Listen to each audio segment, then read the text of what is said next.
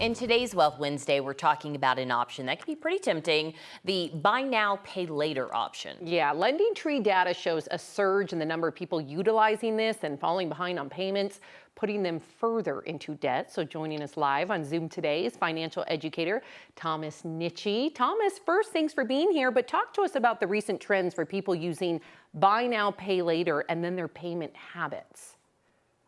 Yeah, absolutely. So thanks for having me. So what we've been seeing is that more consumers are turning towards buy now, pay later, BNPL, or pay in four, as it's also known.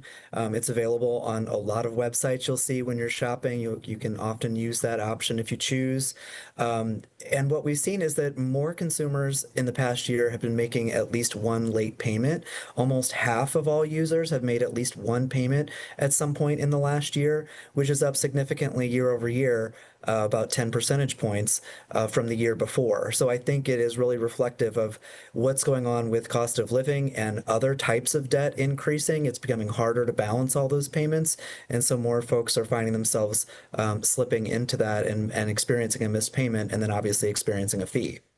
And I get it because it's so tempting. And full disclosure, I've done this before a couple years ago. I'm like, I need these Chanel sneakers. I needed a couch. And thank you. Okay. And so I did this and I made sure it was on automated payments, but still, like my husband's like, what are you doing? Because the interest and other things. Talk to us about the pros, if there are any, and the cons if you feel like you have to use this option. Yeah, so the pros are that, it allows you to afford something upfront in four payments. So it splits it into fourths. You can pay a fourth of it, each payday. That obviously helps you afford an item that you might need.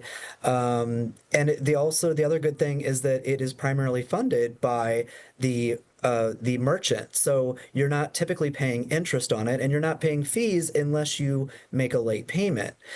So those are the pros. It allows you to purchase something when you need it. And it sort of forces you to pay it off relatively quickly, unlike a credit card, which will start accruing interest after the first month if you don't pay it off in the first month.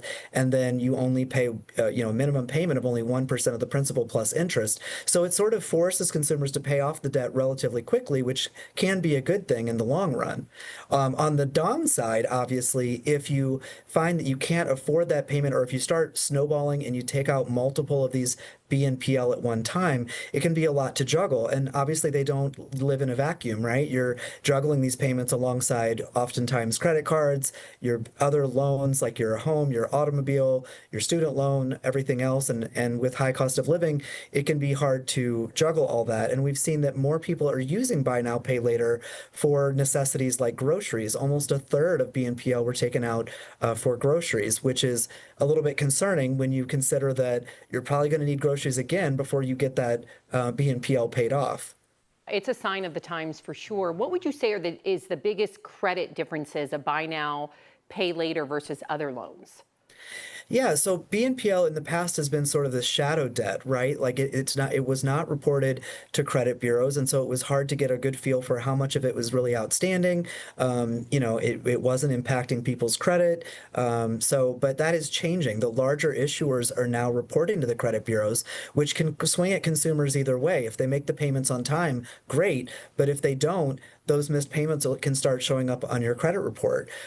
So you do want to understand whether or not your particular lender is reporting to the creditors, especially if you're someone who has to make difficult choices about what payments you're going to make this month and which you can't. You want to prioritize those that you know are reporting to your credit report if at all possible.